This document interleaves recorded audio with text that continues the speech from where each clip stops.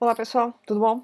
Hoje nós vamos dar sequência às nossas aulas de filosofia, retomando o conteúdo e também trazendo novas abordagens sobre os principais temas que caem aí nos vestibulares. Então vamos conversar na sequência do que nós falamos dos pré-socráticos, dos sofistas e Sócrates.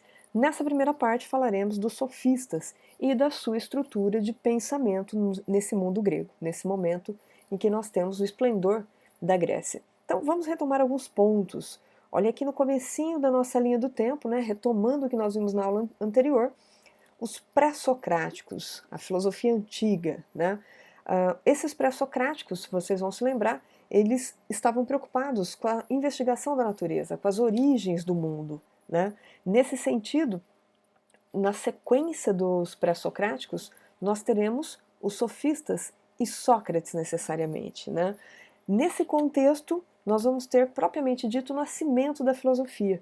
Sócrates vai se preocupar com o ser humano e suas relações com o mundo. Sócrates vai se preocupar com os seres humanos e as relações entre si, com a vida política e a vida social, daquilo que era essencialmente humano, afirmando inclusive que era possível chegar a uma verdade universal. Nesse sentido, ele se aproxima dos pré-socráticos e se distancia dos sofistas. Então, lápis e papel na mão, peguem o esqueminha que eu enviei para vocês e vamos começar a discutir o contexto histórico que vocês estão vendo aqui, né, nesse momento, nessa passagem dos pré-socráticos para os sofistas e Sócrates. O contexto histórico é a democracia ateniense, é o momento do debate na praça, é o momento da ágora, da praça pública como referência para as atividades gregas desse momento histórico.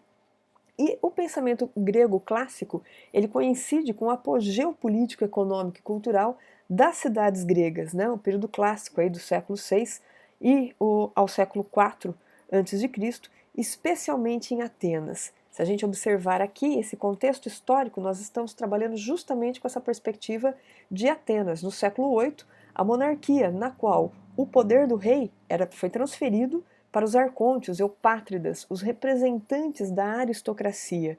Do século VII ao século VI, nós temos todas as reformas acontecendo, as reformas de Drácon, de Solon, de Clístenes. Surge então uma nova forma de governar, a democracia, né? Cracia, poder, demo, o povo, a constituição, né? Que vai vir ali dos grupos, das fátrias, né? Até chegar nos demos. O demo propriamente dito é a formação do povo, que é onde é o momento em que acontece a isonomia, ou seja, todos os cidadãos têm o mesmo direito perante a lei. Vamos relembrar que os critérios de cidadania na Grécia Antiga eram outros, né? Os critérios na Grécia Antiga eram mais restritos. Se vocês se lembram bem, né? Apenas homens, e aí vai depender muito da bibliografia que você está utilizando, mas atualmente considerados os homens maiores de 21 anos. Mas se aparecer no vestibular 18 ou 21 anos, não é isso que vai fazer a diferença. Pode considerar, né, 21 ou 18 anos, e gregos, né? Ou seja, eles tinham que ser filhos de gregos, tinham que ser livres, tinham que ser homens e maiores dessa idade. Portanto, a democracia grega excluía mulheres, excluía escravos, menores de idade, metecos, os estrangeiros, né?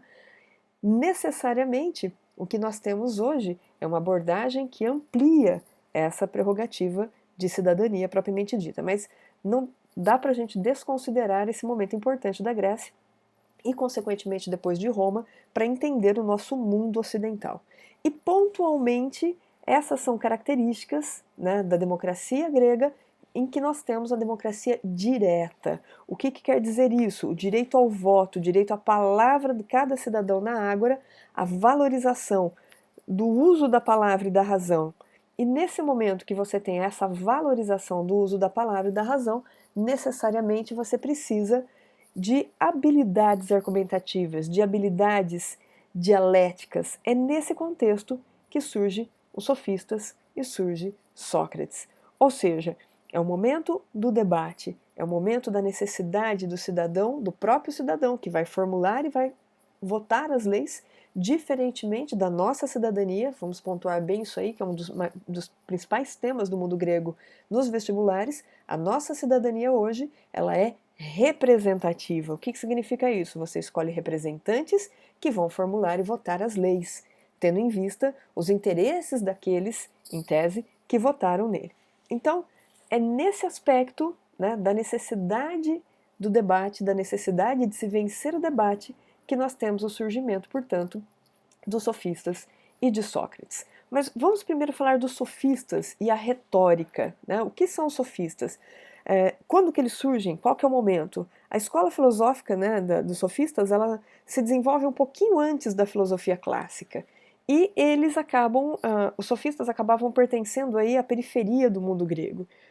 A base que nós temos para falar dos sofistas hoje, e consequentemente uma análise um pouco que depreciativa, é em função dos demais filósofos, né, pós-Sócrates, que vão olhar para eles e vão depreciar, né, a perspectiva dos sofistas. Porém, é importante nós entendermos o que eles significaram, né?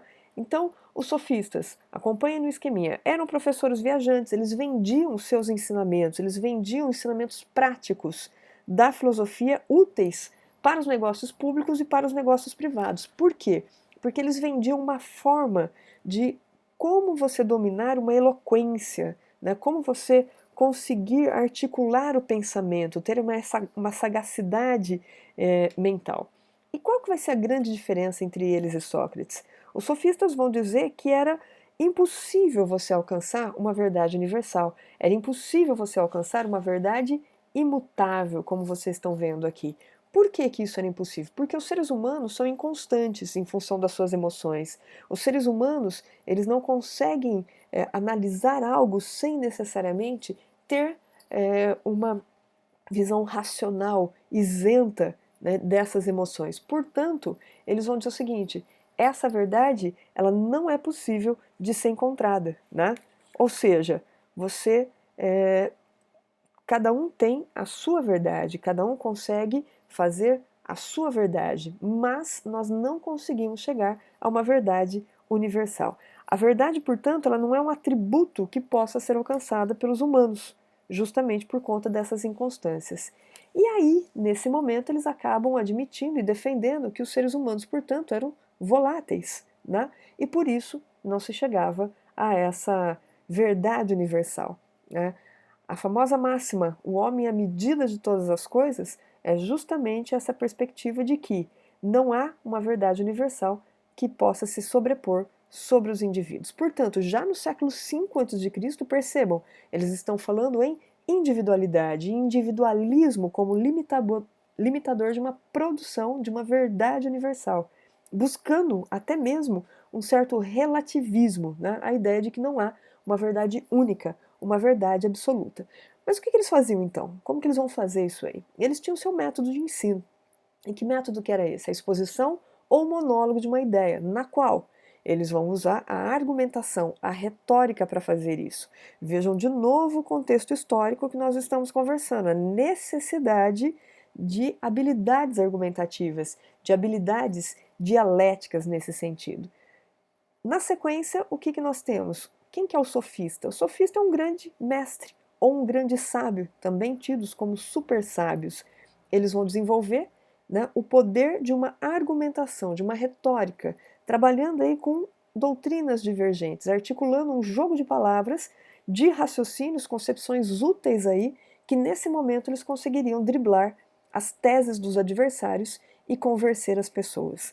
Portanto, nesse contexto histórico que nós estamos falando aqui da Grécia, as lutas políticas, o conflito de opiniões nas assembleias, a importância da retórica e da oratória nesse momento é fundamental. Por quê? Você precisa saber falar e ainda saber falar e argumentar em público. Portanto, olha essa palavrinha aqui, você necessita da persuasão, né? Ou seja, você vai tentar fazer com que os seus interesses individuais ou do seu grupo prevaleça sobre das demais pessoas, né? Com o tempo, essa ideia, né, o termo sofista, ele ganha o sentido de enganar. Mas eu reforço vocês, mais por preconceito dos próximos filósofos do que necessariamente do que os próprios sofistas faziam. A sofística, por exemplo, dá uma olhadinha nessa outra palavra, é a arte de manipular raciocínios, de produzir o falso, de iludir os ouvintes, sem amor pela aletheia, sem amor pela verdade, que no grego a aletheia é a manifestação daquilo que é. Os sofistas, portanto, eles pontuavam a arte da erística, a arte do bem falar para obter a vitória, a disputa verbal, né? Em outras palavras, uma espécie de esgrima de palavras, uma luta dessas palavras na tentativa desse conhecimento.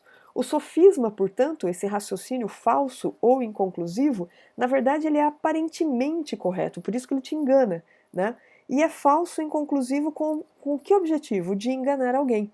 Ou seja, nós não poderíamos reduzir as opiniões humanas a uma única verdade. Não existiriam verdades e valores, né, absolutos para os sofistas. Por isso, essa perspectiva, né, de que nós temos aqui.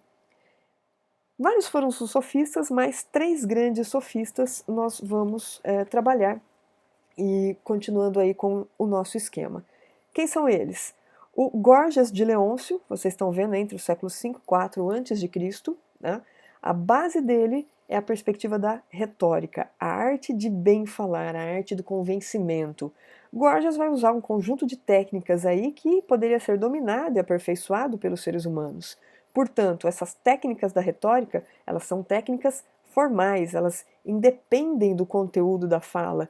Você tem por trás disso a arte do falar bem, independente desse conteúdo, né?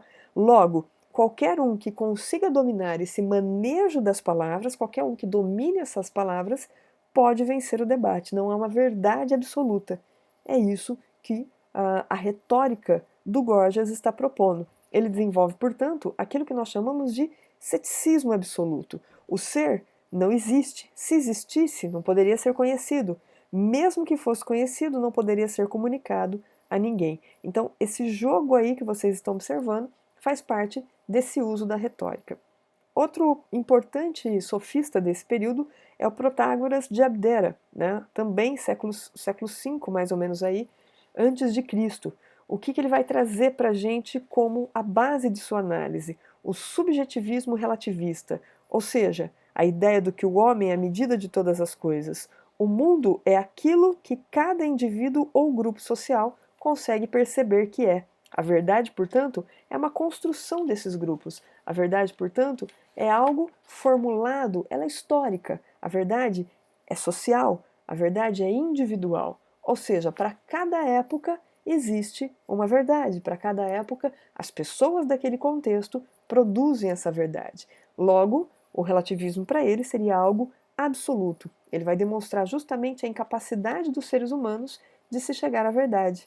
Muito usado isso no contexto da história, a qual estudamos hoje em dia, né? Na qual a gente trabalha com a perspectiva dialógica, com a perspectiva do diálogo, do debate, porém, da narrativa.